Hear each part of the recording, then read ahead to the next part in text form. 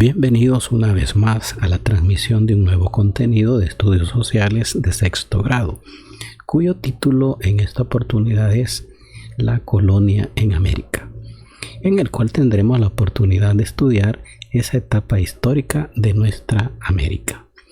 Como siempre, vamos a ver las generales de la presentación. Dijimos, nombre del contenido, La colonia en América.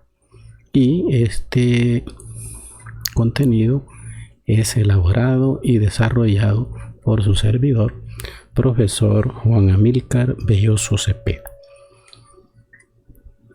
Comencemos. En la presente diapositiva les comparto el contenido que vamos a estudiar en esta presentación. Veamos el detalle. Bien, en primer lugar vamos a ver qué fue esa etapa denominada como colonización, en qué consistió, cuánto duró y todos esos detalles. Seguidamente estaremos viendo a través de un mapa conceptual las instituciones de administración colonial española, tanto en España como en América. Luego, seguimos con las características de la colonización española.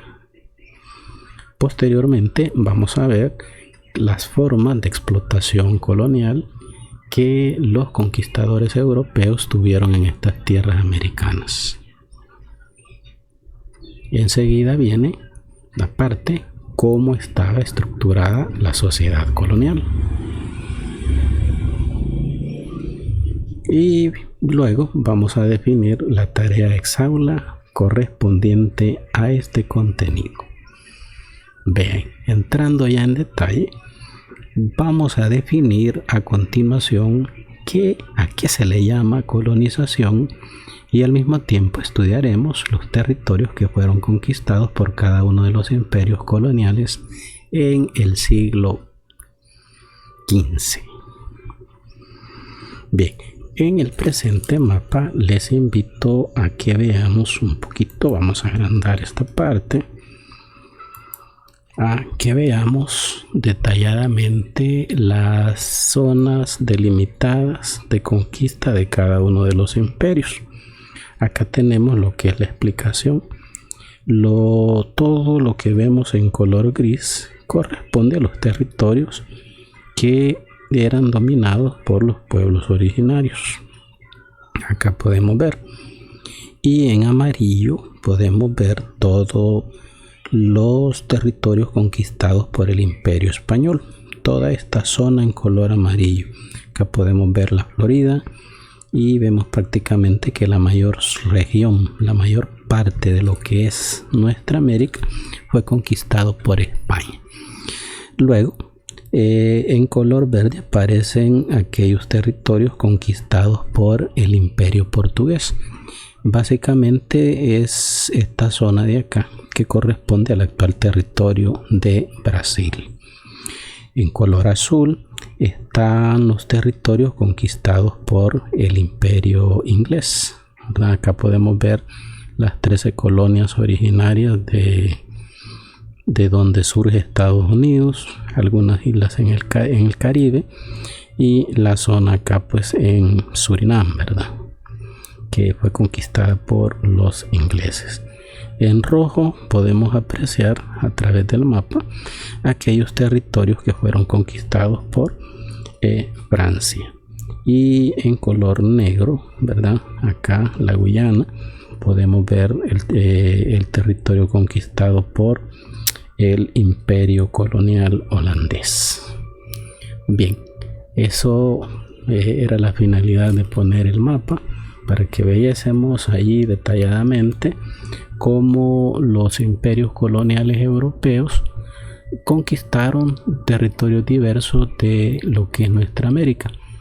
Sin embargo, la mayor cantidad de territorio, pues como sabemos, estuvo bajo la égida del Imperio Colonial Español.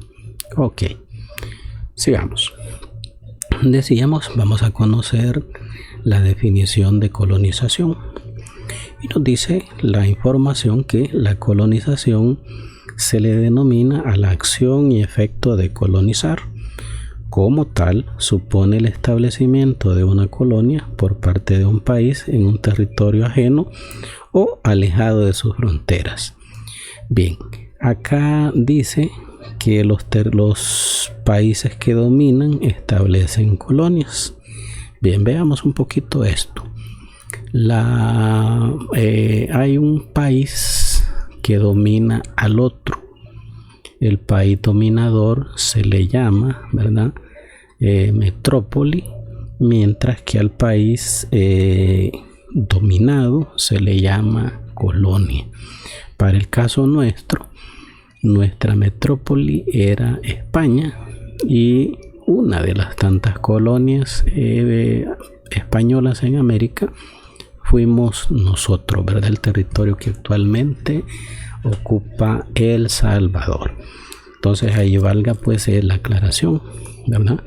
Que hay una zona, un territorio, un país dominador que se le conoce como metrópoli, y a todos los países o regiones que la metrópoli domina es lo que se conoce como sus colonias. Sigamos viendo. Aprendamos un poco más del tema.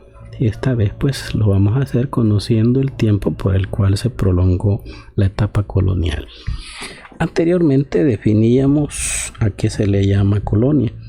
Hoy quiero que establezcamos el tiempo que duró la colonia en nuestro continente.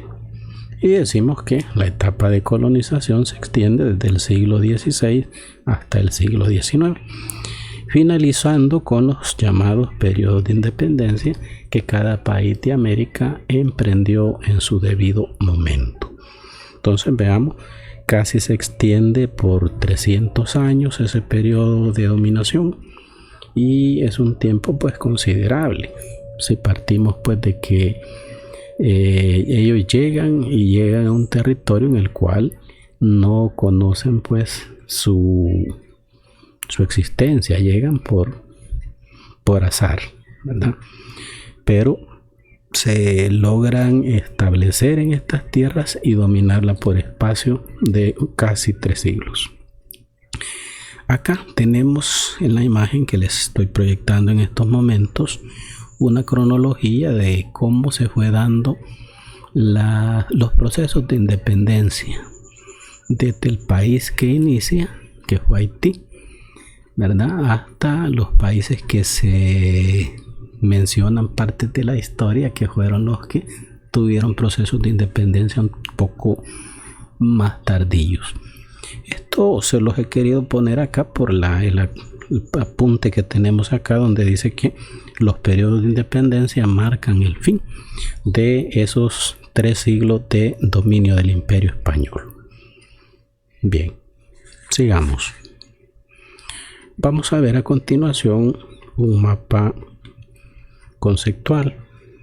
Este mapa conceptual es muy importante irlo viendo e irlo analizando, porque este mapa conceptual nos va a permitir visualizar algunas instituciones que la corona española creó en nuestro continente. Vamos a ver el mapa conceptual.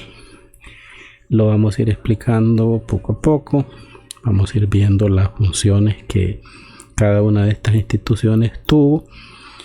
Pero antes de entrar a eso, quiero que veamos por qué la corona española establece estas instituciones políticas administrativas.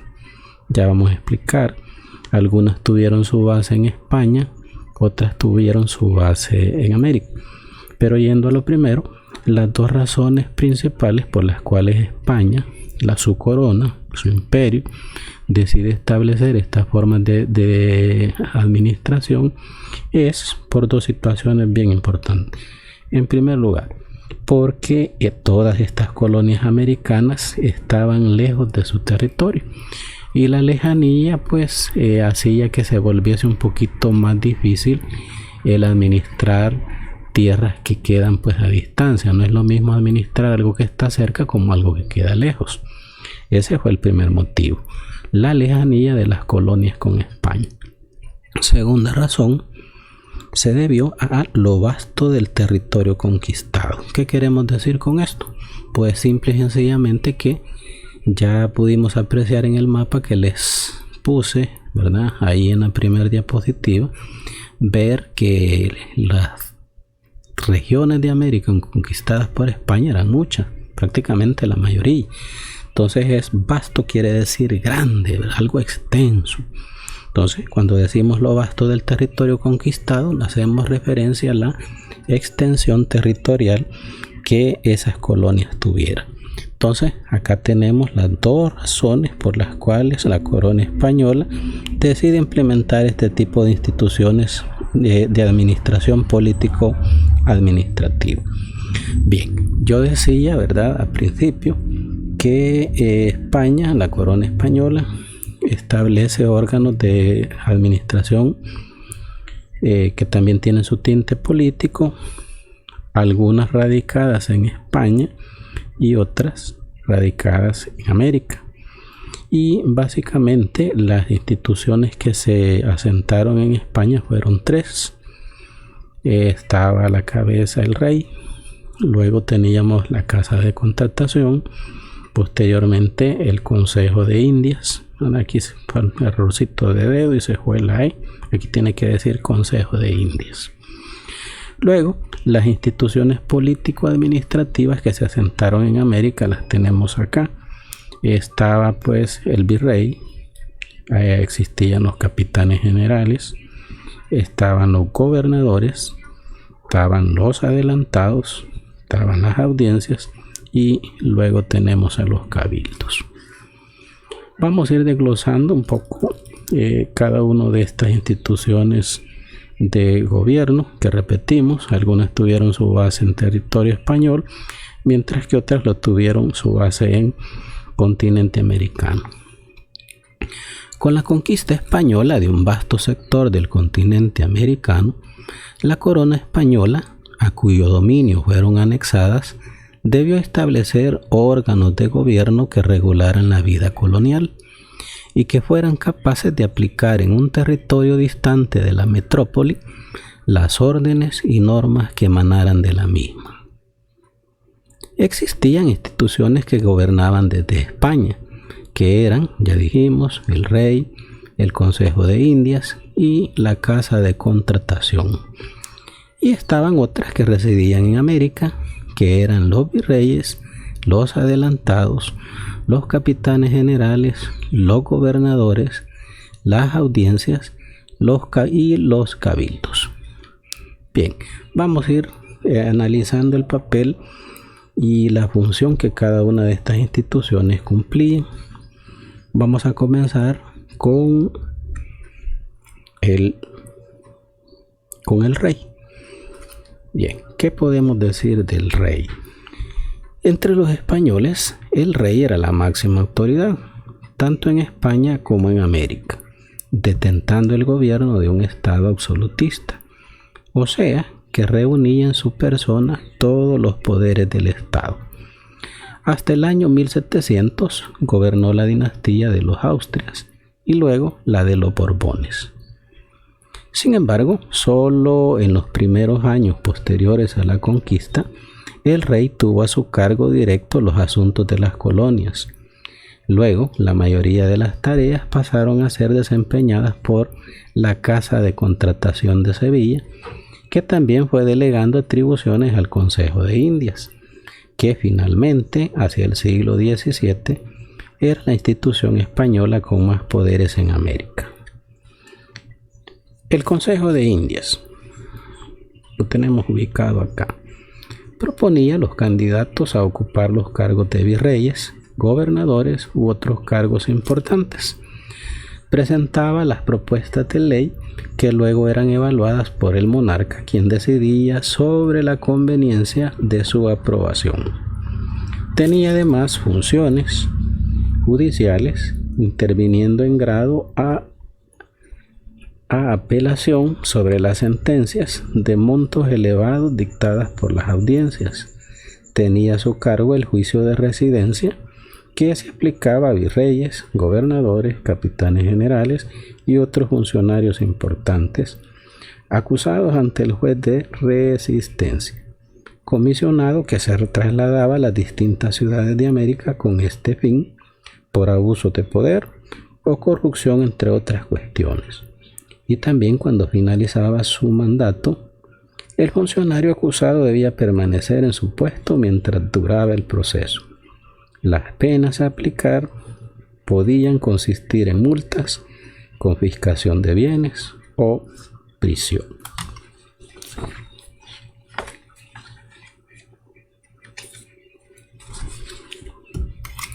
Enviaban igualmente visitadores generales con funciones de supervisión y control. También le incumbía el ejercicio del real patronato por concesión otorgada a los reyes católicos por el Papa Julio II para ejercer en América funciones eclesiásticas. Veamos esta otra, la función que tenía la casa de contratación. Tenía fines comerciales, regulando la actividad mercantil de las colonias. Regulaba el sistema de flotas y galeones, cobraba impuestos y actuaba como tribunal de comercio. A partir de 1583, el Tribunal de Comercio se independizó de la Casa de Contratación y ésta compartió sus actividades con un nuevo organismo, el Consulado Ente Gremial, que conformaban poderosos comerciantes que regulaban el comercio con las Indias de manera monopólica.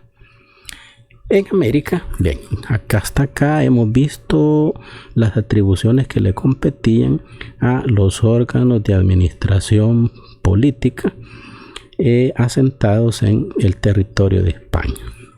A continuación vamos a conocer las atribuciones de cada uno de los órganos de administración política asentados en América. En América, la máxima autoridad eran los virreyes, representantes del rey, con poderes políticos, religiosos, militares y judiciales.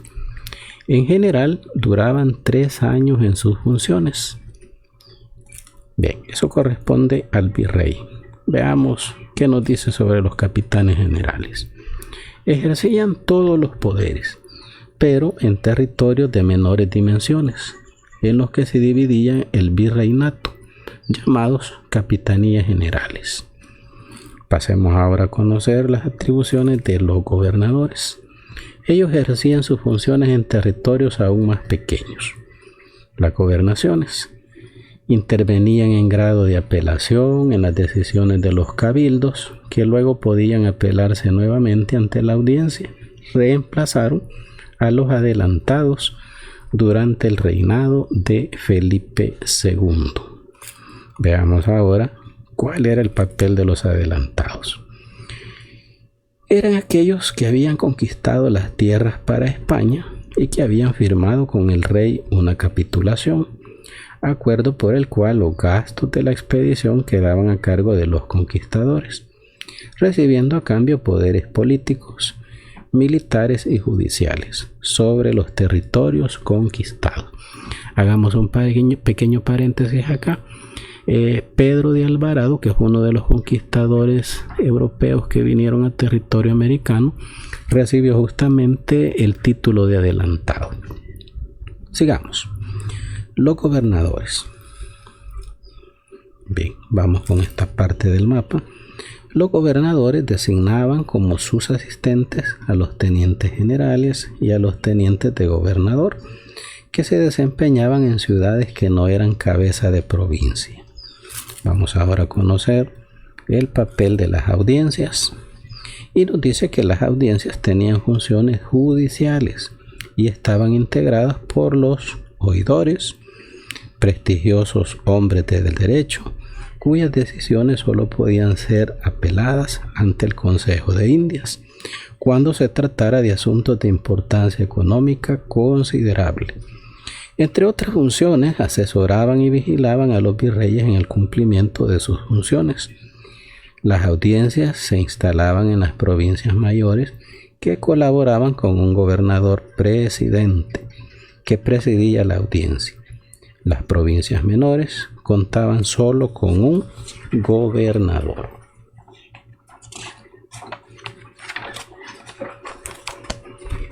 Continuemos.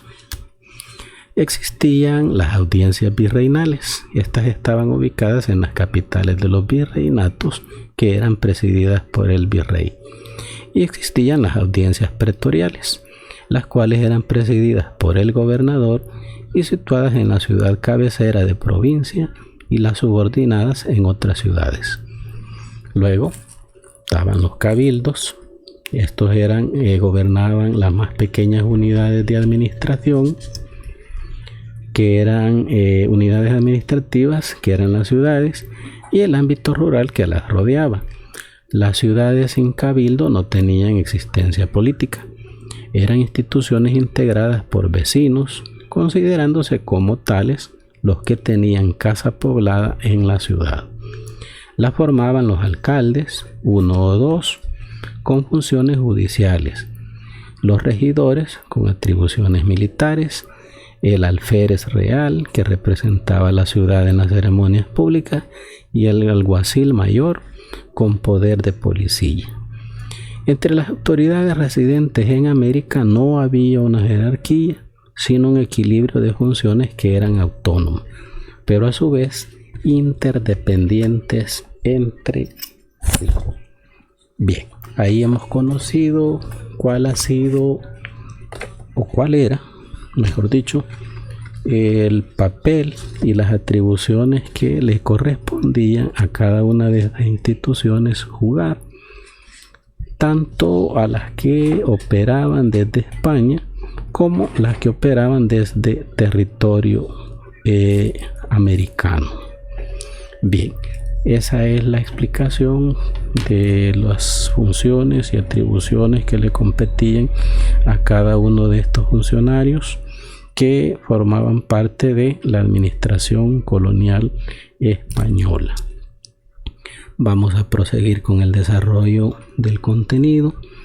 Como se mencionó anteriormente, la colonia se extendió por espacio de 3 siglos. Conozcamos cuáles fueron las principales características que distinguieron a esta etapa de la historia. Vamos a caracterizar la etapa de colonización. Vamos a darle la distinción que la distinguió, qué situaciones, y si nos fijamos en la imagen lo complementamos con lo que tenemos ahí y vamos a decir que fundamentalmente fue un proceso de fuerza. Y acá lo podemos ver, cómo había maltrato hacia los indios, hacia los indígenas. Por eso dice que fue un proceso de fuerza, por medio del cual los españoles sometieron a los pueblos originarios de cada una de las regiones.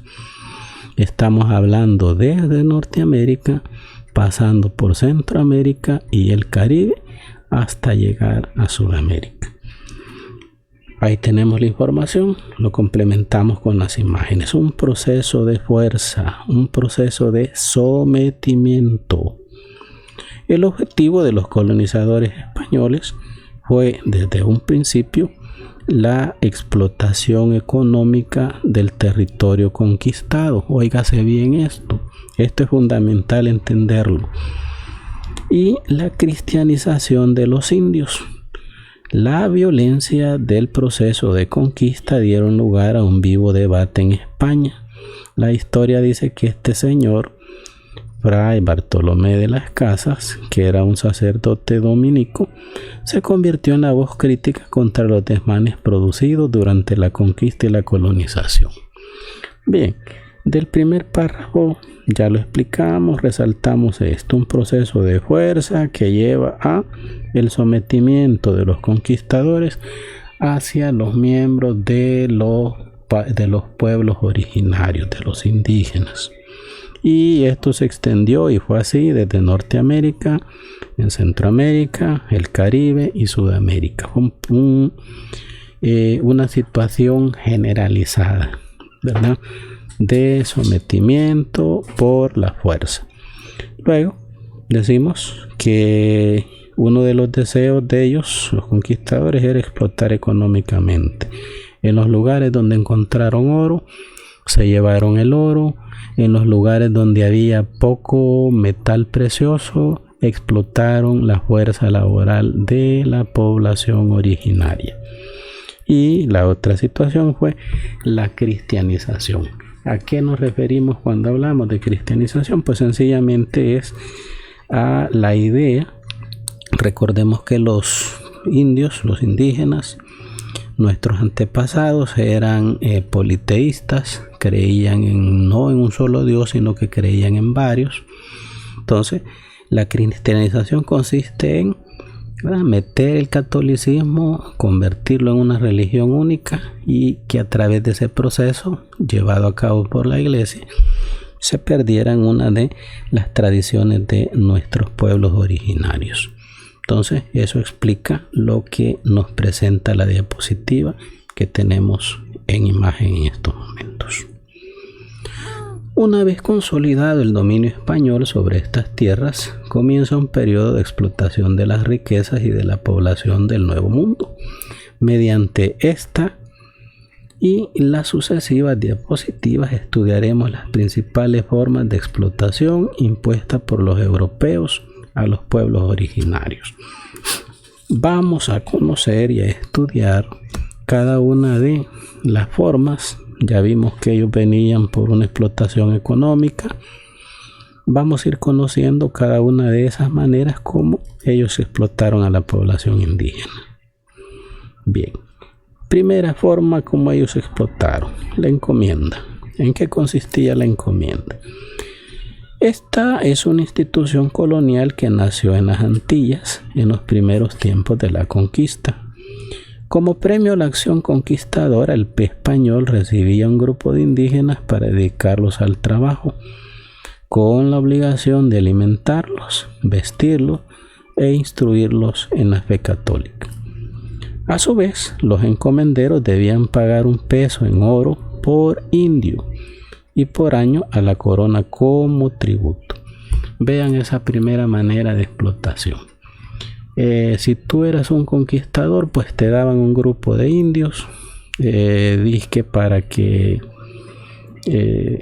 los cristianizaras, y eso, la obligación de darles de comer, de vestirlos. Pero eso era lo que quedaba escrito a nivel de papel. En realidad lo que hizo el español, el conquistador europeo, fue explotar a la población indígena originaria. Incluso algunos trabajaron hasta morir. Entonces, esa es una forma de explotación de la población originaria. Sigamos. Vamos a conocer otra forma de explotación en la diapositiva que viene, específicamente lo que es la mita, otra manera de explotar a la población indígena. Y tenemos que mita es una palabra de origen quechua que significa turno. Era una institución de origen incaico que adoptaron con más rigurosidad los españoles. Las mitas fueron como pastores, como correos de transporte, pero la más importante y la más dura era la mita minera. Debían cumplirla 10 meses. Los indígenas eran sorteados para cumplir su turno de obligaciones. La legislación establecía que no podían ser llevados a más de 10 leguas de su lugar de origen. Bien, esta era otra forma de explotación. Esta se daba más que todo en las minas, ¿verdad? Y ahí podemos ver en la imagen cómo los españoles están supervisando el trabajo de los indios, y estos pues llevando los metales que extraían de las minas en la búsqueda del oro y la plata, y ellos pues simplemente administrando, y sobre quien corría toda la fuerza de trabajo. Todo el esfuerzo era hecho por la población indígena. Veamos otra forma de explotación. Vamos a hablar de las reducciones o corregimientos. ¿Qué era esto? Bueno, se llamó así a los pueblos de indios, aislados de los pobladores españoles. Se buscaban que los indios llevaran una vida sedentaria y pacífica. Allí se podía controlar su trabajo y evangelizarlos. En las reducciones, la acción del clero fue muy importante. Al frente, un corregidor de indios y un consejo integrado por indígenas, con sus propios alcaldes. Los caciques nombraban a los alcaldes, pero dependían siempre del corregidor de indios. Ahí tenemos una imagen alusiva. Era otra manera de explotar a la población de indígenas que trabajara para crear riqueza para los invasores europeos. Sigamos viendo, vamos a hablar de las misiones, otra manera de explotación de la comunidad indígena. Veamos en qué consiste. Las misiones reflejan los objetivos de la Iglesia con respecto a los indígenas americanos. A cargo de las misiones están las congregaciones religiosas, especialmente los franciscanos, los dominicos y especialmente los jesuitas. Actuaron en zonas fronterizas, donde los indígenas podían llegar en un momento dado, a hostigar los asentamientos españoles. Fueron centros de penetración colonizadora. Ahí tenemos la imagen que acompaña a esta otra situación, en la cual pues hubo explotación de parte de los conquistadores europeos. Y seguimos. Vamos a hablar ahora de una particularidad como es la esclavitud de los negros. Decir antes, ¿verdad?, de darle lectura a esta parte, que los negros, los esclavos negros, vinieron o fueron traídos a América cuando mucha parte de la población indígena comenzó a morir, bien sea por las enfermedades traídas por los europeos o porque morían en los lugares de trabajo donde eran explotados.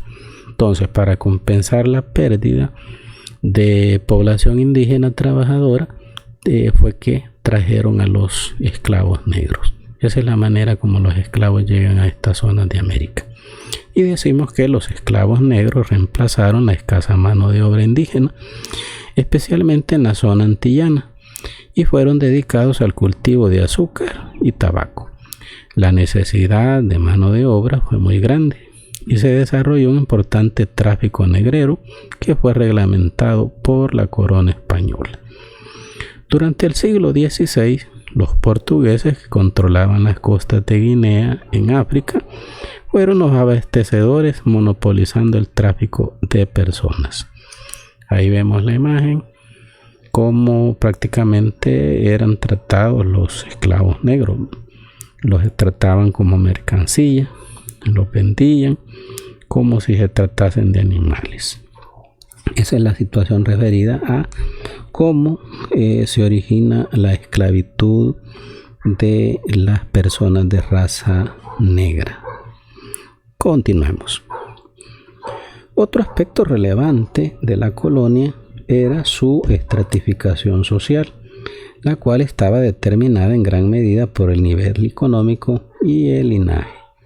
Vamos a ver a continuación cómo estaba organizada esta sociedad colonial. Lo vamos a hacer a través de una pirámide. Bueno, y la pirámide viene más adelante, ¿verdad? Vamos a ver los distintos estratos.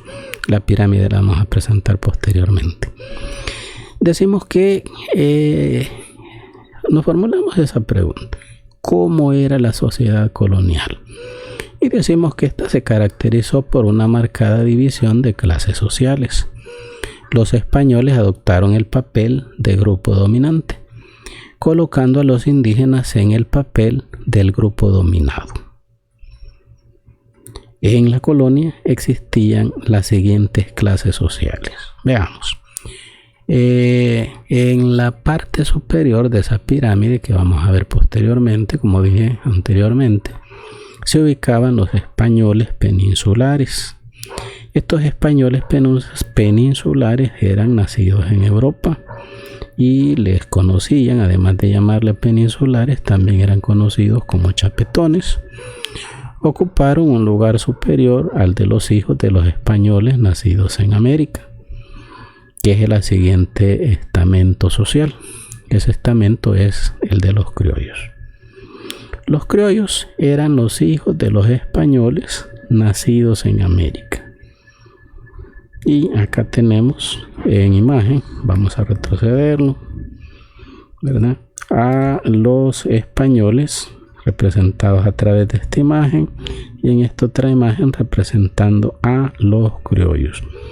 Estos, ¿verdad?, se colocaron en el nivel superior de la pirámide por venir directamente desde España. Y los criollos, por ser hijos de españoles ya nacidos en estas tierras, ellos consideraban que merecían estar ellos en el lugar que ocupaban los europeos.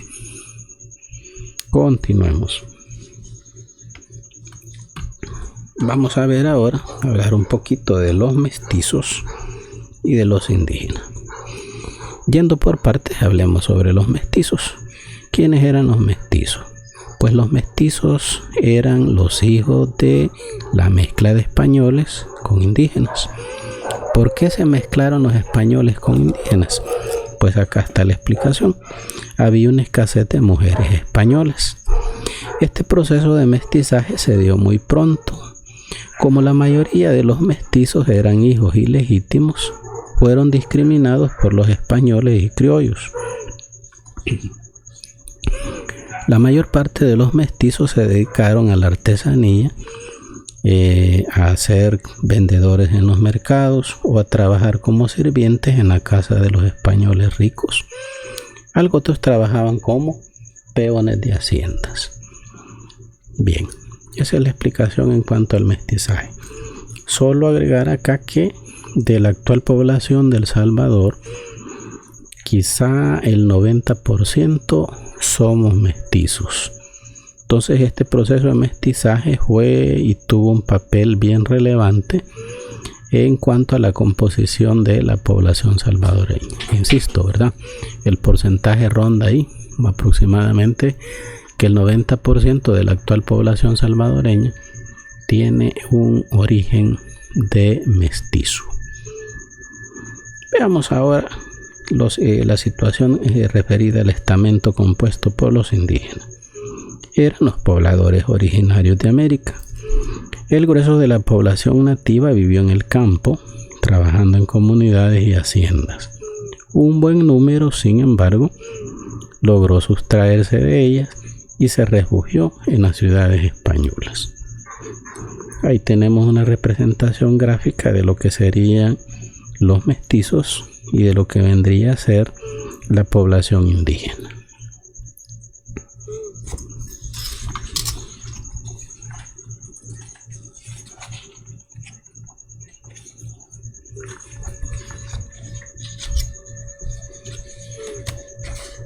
A continuación vamos a tocar otros estamentos importantes de la composición social de aquella época.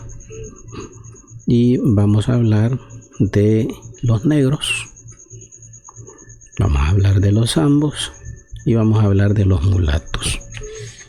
Pero en orden de ideas vamos a hablar sobre los negros. Dijimos que ellos fueron traídos de África en calidad de esclavos. Ocuparon el último peldaño de la escala social. Los esclavos africanos trabajaron básicamente en plantaciones azucareras del Caribe, en las haciendas y en las casas de familias ricas. Se intentó introducirlos en el trabajo minero, pero la mortandad fue inmensa, de forma que fueron derivados hacia las haciendas. Esa era la condición de el estamento social formado por los negros. Les decía, vamos a hablar de los zambos también. ¿Quiénes eran los zambos? Los zambos eran los hijos surgidos de la mezcla entre un español y una negra. Y tenemos también a los mulatos. Los mulatos eran hijos de, o el fruto, ¿verdad?, de la unión entre un indígena y un negro. Constituían una ínfima minoría. Y acá tenemos en imagen, esto sería la representación gráfica de los negros, la representación gráfica de los ambos, dijimos mezcla de español con negra, y luego tenemos a los mulatos, mezcla de la sangre indígena con una negra. Entonces así estaba constituida la estructura social de la colonia, yendo desde quienes se ubicaban en la parte más alta, que eran los españoles o peninsulares o chapetones, hasta llegar a estos tres estamentos que acabamos de estudiar. Ahora sí, vamos a la siguiente diapositiva. En esta diapositiva vamos a ver de una forma piramidal cómo estaba estructurada la pirámide social de la estructura social de la colonia. En la cúspide, dijimos, estaba ubicados los españoles, llamados también peninsulares o chapetones. Le seguían en orden, siguiente estamento social, se ubicaban los criollos. Luego en el siguiente estamento venían los mestizos. Le seguía el grupo de los indígenas. Luego estaban los negros. Por último estaban los ambos. Y en la base se encontraban los mulatos. Entonces allí lo tenemos en imagen como la base social, ¿verdad? La pirámide social de la estructura colonial se fue formando en base a linaje, ¿verdad? Y a la posesión económica que cada uno tuviera, desde quienes más tenían hasta los que menos tenían. Y esta estructura, lógicamente con sus variantes, es la estructura que rige a la sociedad salvadoreña de la actualidad, donde existe un grupo pequeño que tiene mucho y a la base viene un grupo grande que tiene muy poco. Vamos a pasar a la siguiente parte, que yo sé que es la que a todos les gusta. Vamos a hablar de la tarea exaula relacionada con este contenido. La vamos a conocer en estos momentos. Y la tarea exaula de este día dice la primera: quiero que usted investigue una pequeña biografía de Fray Bartolomé de las Casas. En su momento hablamos ahí que él era uno de los defensores de los derechos de la población originaria. Él se elevó su voz en contra de la explotación a la cual eran sometidas los indígenas, de acuerdo a lo que cuenta la historia.